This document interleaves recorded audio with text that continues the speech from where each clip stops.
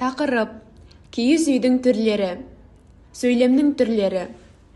Киіз үйдің қазақы және қалмақы деп аталатын екі түрі бар. Қазақы үйлер дөңгелек, толық күмбезді болады да, қалмақы түрінің төбесі шошақтау келеді. Қазақы үйлер пайдаланылуына, сән-салтанатына қарай бірнеше түрлерге бөлінеді. Мысалы, қара үй, қоңыр үй, боз үй, ақ үй, ақ ала орда, ақ орда, ақ шаңқан, алтын үзік, алтын орда деп аталатын түрлері бар.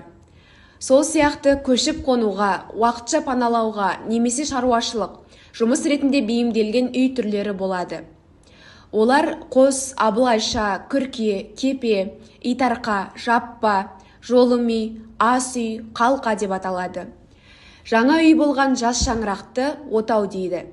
Киіз үйдің іші 4 бөлімге бөлінеді. Біріншісі төр. Мұнда жүк жиналады, қонақтар орналасады. Бұл киіз үйдің жоғары әрі сыйлы орны. Жас келіндер бұл жерде отырмайды. Екіншісі сол жақ, кіргенде оң жақ. Үй иесінің отыратын және жататын орны. Босаға жақта азық-түлік, ыдыс-аяқтар тұрады. Оны шимен жауып қояды. Үшіншісі оң жақ, кіргенде сол жақ. Балалар орналасады. Босаға жаққа қарай ер-тұрмандар, киімдер ілінеді. Төртіншісі от орны, қасиетті орын болып саналады. Мұнда от жағылады, қазан асылады. Киіз үй негізгі 3 бөліктен құралады. Үйдің сүйектері, киіздері, бау-шулары. Сөйлемнің түрлері. Сөйлемдер айтылу мақсатына қарай хабарлы, сұраулы, бұйрықты, лепті. Құрылысына қарай жай және құрмалас. Баяндаудың шындыққа қатысы жағынан болымды және болымсыз. Тұрлаулы, тұрлаусыз мүшелердің қатысына қарай жалаң және жайылма. Баяндауыштарының қай сөз табына қатысты келуіне орай есімді және етістікті. Бастауыштарының қатысына қарай жақты және жақсыз. Субъект мәнінің ерекшелігі жағынан белгісіз жақты, жалпылама жақты. Сондай-ақ сөйлем мүшелеріне жіктелмейтіндігі тұрғысынан атаулы болып бөлінеді. Хабарлы сөйлем. Сөйлемнің бір түрі. Хабарды, ақпаратты баяндау мақсатында айтылады. Сұраулы сөйлемдерде қойылатын сұрақтардың мазмұны әртүрлі болатындығын айтып, олардың негізгілерін атап көрсетеді. Лепті сөйлем деп ерекше көңіл күйіне, сезімге байланысты айтылған ойды айтамыз. Сұраулы сөйлем.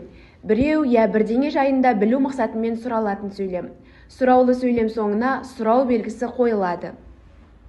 Тақырыпқа арналған сұрақтар мен тапсырмалар. Бірінші тапсырма. Тактильді үлгімен сипаттау. Мұғалім, оқушыға киіз үйдің тактильді шағын үлгісі немесе оның бөліктерін сезуге болатын материалдар беріледі. Киіз, ағаш, жіп, бау, уық, кереге, шаңырақтың шағын беделді модельдері. Оқушыға тактильді материалдар беріледі.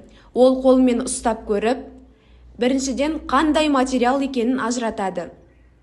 Екіншіден киіз үйдің қай бөлігі екенін айтады. Үшіншіден сол бөлік туралы бір хабарлы сөйлем құрайды.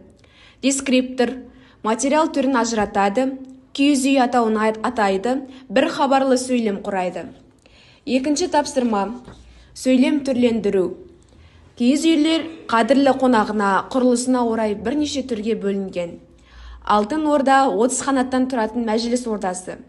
Дескриптор хабарлы сөйлемді сұраулыға айналдырады. Лепті және бұйрықты түрін дұрыс жасайды. 3 түрдің барлығы орындалады. Үшінші тапсырма. Рафт, аудиохат. Рафт моделі. Рөл. Оқушы киіз үйдің бір бөлігі. Аудитория. Өз үйінің иесіне немесе басқа киіз үй бөліктеріне. Формат. Аудиохат. Тақырып. Өз қызметін түсіндіру. Мысалы, мен оқпын.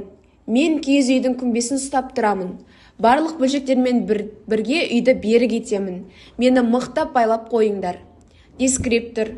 Рөлге кіреді. 3-5 сөйлем айтады. Мәтін мазмұнды, түсінікті.